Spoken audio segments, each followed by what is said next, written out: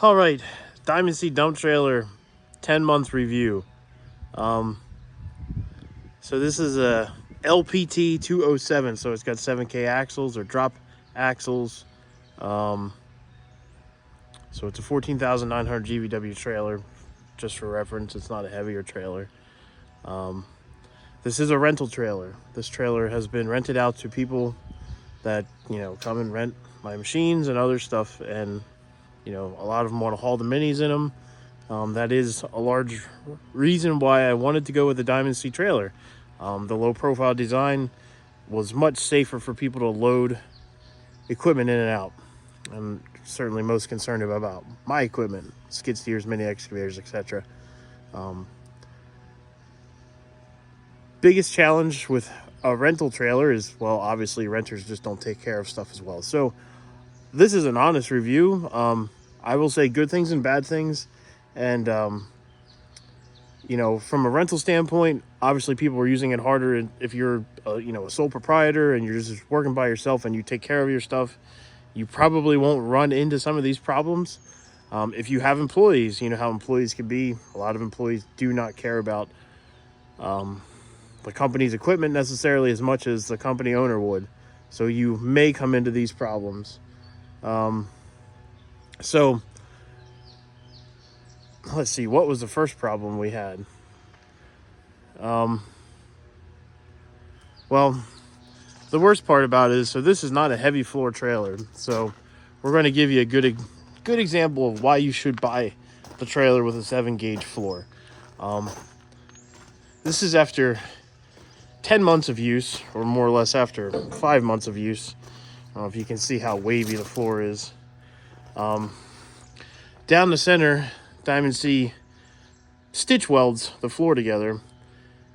It's about every 2 feet, 1.5 feet or so. It's not close enough together. I actually had to go back through there, push the floor down with my excavator, cut some relief notches in it, and push it down, and then weld the center all back down together.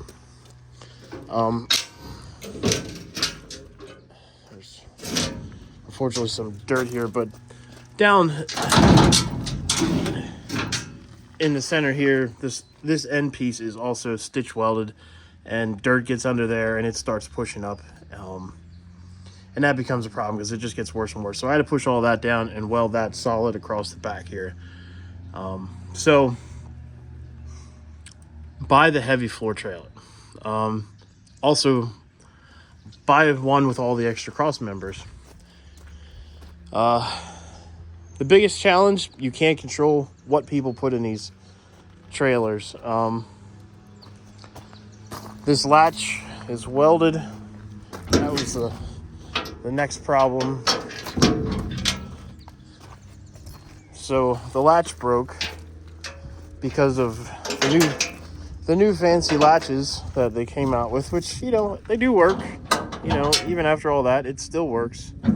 But when a customer has a whole bunch of heavy stuff in there and they're dumping it out and the whole thing's shaking like crazy, this latch will pop loose. And that's what happened to the one customer. It popped loose. He didn't realize it, and then pushed the door up and snapped the latch. Obviously I have the chains on now. Again, if you are the one using the trailer and the owner of the trailer, you will probably be more mindful of what you're doing. But from a rental or employee standpoint, better put your chains on, because this is not a guarantee. It's not a bad idea, but that has bent quite a bit. I've bent that back up. I have bent this straight a few times.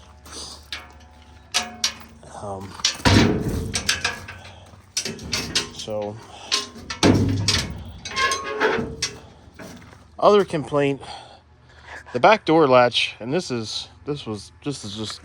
isn't anybody's fault but Diamond C. There should be something more to, like, a lot of trailers have a latch and they'll lock into, and then you can pull a thing down to hold it in place, because you put this in and you put the pin in, it's locked at the bottom, but there's really nothing locking the top together.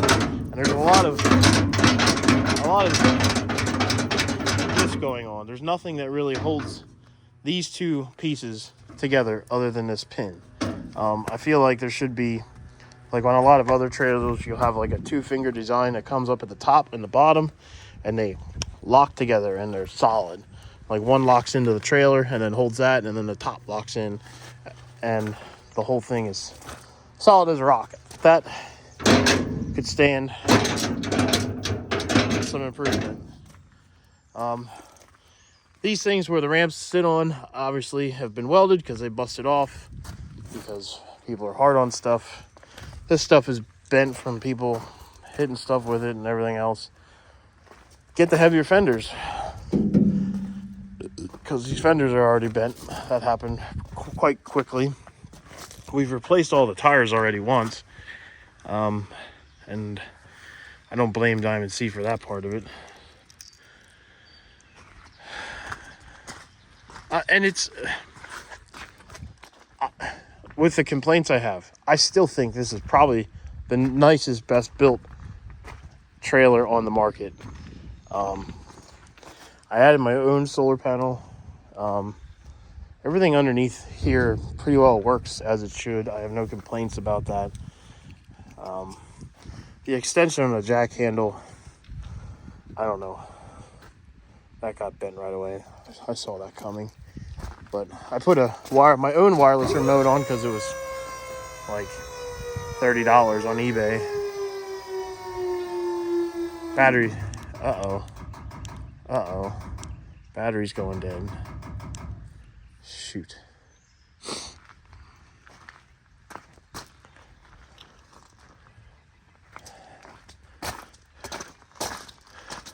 Well, big surprise. I guess it's time for a new battery. Let's run in the shop.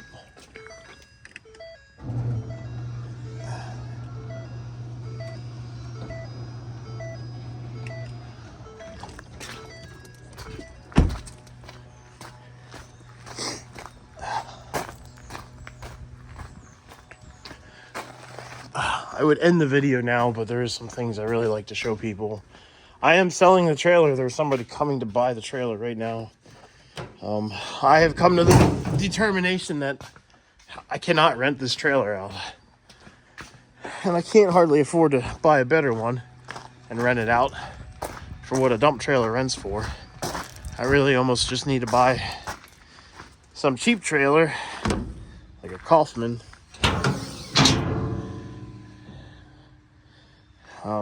Not that I really want to. I mean, I do own some Kaufman trailers up there, a lowboy and stuff, which they're good trailers. For the money you pay for them, I can't complain. But as for being a premium trailer, I suppose I should expect a little bit more out of the trailer. Kaufmans are certainly not being sold as a premium trailer. Can we get the connector on there? I think that might work. Plug this thing in.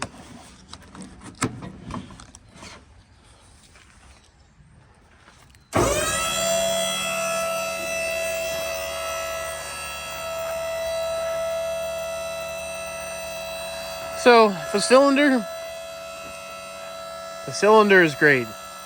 It can stand to go a little faster, but that thing will pick up anything, and that's maybe a little bit of a problem for a rental trailer because people will just put whatever they can in it. But it definitely does a good job of picking up whatever's in the trailer. I did do a video on this when I first got it. And I had put dirt in it, and it dumped it out, no problem whatsoever.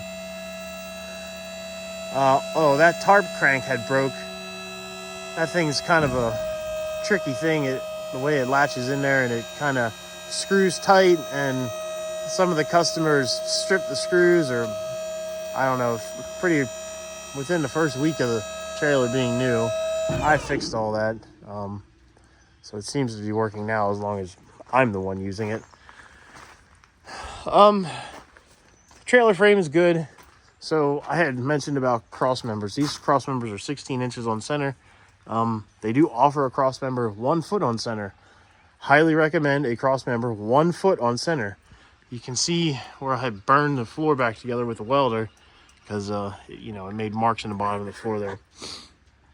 That one ramp that's sitting inside the trailer will not go back in its cradle there because the floor is bowed down from too much weight. And now the ramp won't slide back in. Maybe have the ramp slide in to something right on the frame instead of on the body, so that's not a problem. Or I don't know if you really want to put something below the frame, but obviously it's hard to hide stuff in there and then have to put something in there and then you can't get back underneath the body. But so get the heavier cross members.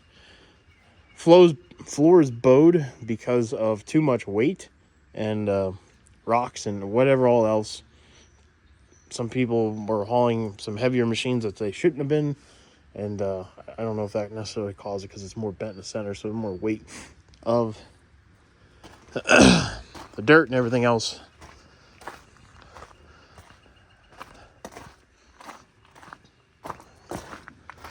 Again, I don't blame Diamond C for a lot of this. I mean, this is operator error or customers that just aren't being mindful of what they're doing. So these are 7K axles, drop axles. There's a little drop thing there that raises up 4 inches so the trailer sits lower. Seems like a great idea. Low profile design, easy to load stuff in and out of. That was a huge selling point for me. For, like I said, the rental standpoint, running machines in and out is much safer. I come to learn one big downfall. The trailer's built so close together. This is the outside wall of the dump body. From stuff getting put in it, it got pushed out a little bit. This side isn't even pushed out, and you can see where this is rubbing. This tire's rubbing. This tire actually blew out once already. And if you look at the tire, you can see where it was rubbing from the last renter just a few days ago.